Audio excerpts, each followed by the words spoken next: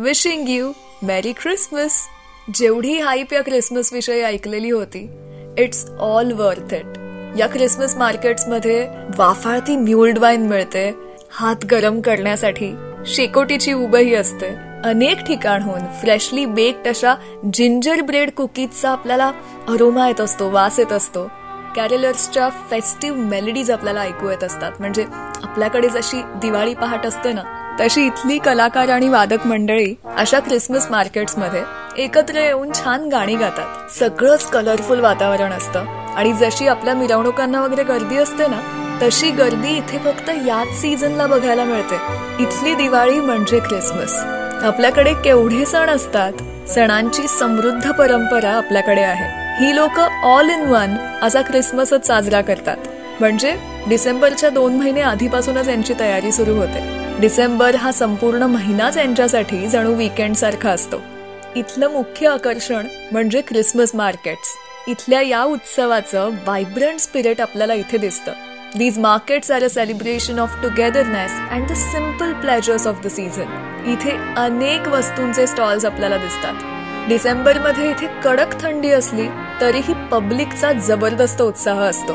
इथल्या क्रिसमस बद्दल इतकं ऐकलं होतं की मला खूप उत्सुकता होती हे जाणून घ्यायची की ही लोक नेमकं काय करतात.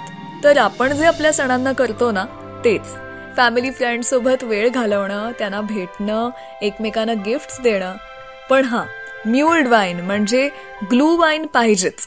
पण ती सुद्धा इथल्या हवेची गरज आहे. ग्लू वाईन म्हणजे गरम वाईन, जी थोडीशी काढ्यासारखीच लागते. आपल्याकडे जसा मसाला चहा असतो ना, यामध्ये आपल्याला असेच स्पायसेस घातलेले असतात. पण चहा नव्हे तर वाईन. जानेवारी नंतर इथलं टेम्परेचर इतकं असह्य होतं की घराबाहेर पडणं, भेटीगाठी होऊच शकत नाहीत.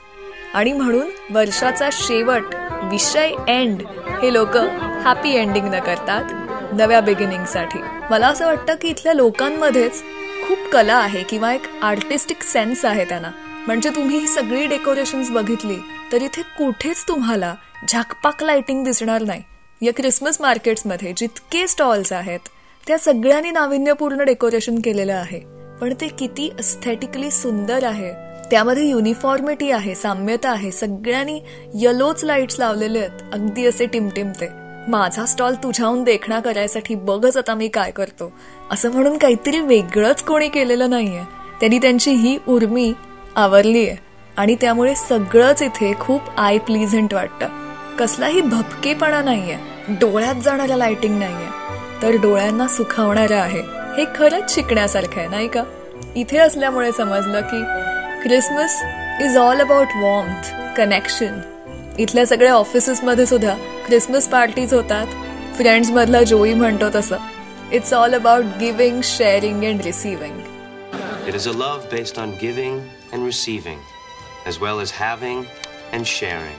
And the love that they give and have is shared and received. आणि हो, ह्या सगळ्या गोष्टी जेवढ्या दिसायला छान दिसतात ना, इथले सगळे खाद्यपदार्थ तेवढे ते चवीला छान नसतात. आपल्याकडच्या खाद्य संस्कृतीला, फराळाला, पदार्थांना तोडच नाहीये.